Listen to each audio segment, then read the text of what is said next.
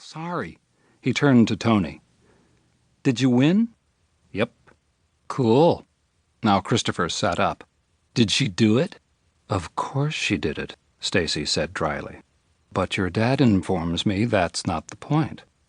Christopher looked from one to the other, amusement in his eyes. And then he got up, took 3 steps across the living room, and gave his father an awkward hug. Well, congratulations, Padre. I love you, he told her. Stacy smiled at him with her eyes. They lay in the shadows of their bedroom, Stacy beneath him, sated, both of them, the moisture of love-making cooling on their skin. How many times, Stacy asked, do you think we've made love? Tony smiled. Not enough lately. She kissed him. During a trial, it's as if you're in another place. Like acting, I guess. At least actors know what everyone else is going to say, he said. Then the telephone rang. Let it go, Stacy murmured absently. I can't. Not when we've got a 17-year-old running around in a car. Stacy gave him a look of understanding and then nodded toward the phone. Mr. Lord, a man's voice said, this is your answering service. We've had 2 long-distance calls from a Sue Robb. It's an emergency, she says. After Tony had talked to Sue, he got up and went to the window. From the bed, Stacy watched him. If you go back there, she said, the whole thing will come up again. He was quiet for a moment, feeling the truth of this.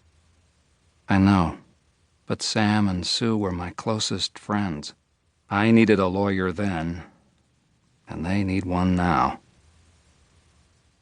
On the flight that would take him from San Francisco to Lake City, Ohio, the home of his youth for the first time in 27 years, Tony Lord found himself remembering each moment of the night that Allison Taylor died. It was 1967. They were Christopher's age, 17. The night air was crisp and cold. Beneath the Klieg lights, the football field was a fluorescent yellow-green surrounded by darkness. The cheers and the stomping of feet in the wooden stands carried the energies of a town of 13,000, a place unto itself 30 miles from the Rust-Belt city of Steelton, where fathers might work, but their families seldom went. Lake City was losing 10-7, and there was a minute 19 to play. On offense, Tony was the quarterback, but the next minute, the last of their careers, belonged to them both, to him and his best friend, Sam Robb. They had been waiting for this moment since 9th grade, 2 weeks after Tony came to the public high from Holy Name, the parochial school where his Polish Catholic parents had sent him as long as they could, and the coaches had given Tony the job of quarterback that Sam Robb thought was his.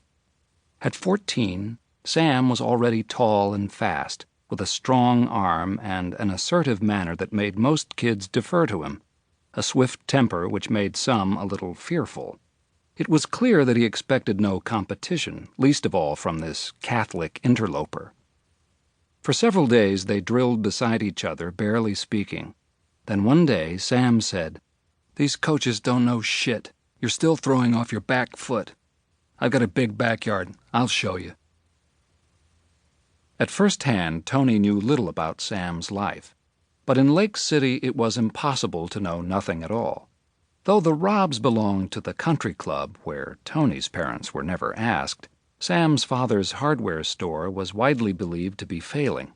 So Tony was not surprised that Sam's white frame house, set in a spacious oak-lined yard, was large but a little dingy.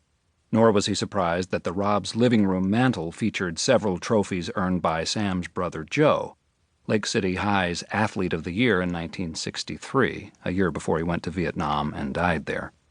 Sam's mother, who was lying on the couch with a tumbler of whiskey when they came through the living room, was rumored to be sleeping with Coach Jackson. They began throwing. "Watch my feet," Sam said. He danced on the balls of his feet. When he threw, Tony saw that his weight was on the front foot. The ball sailed. "Your turn," Sam told him. The next 4 passes were close to perfect. "All right," Sam said abruptly. "We need a play. Someday in high school, some big game will be on the line."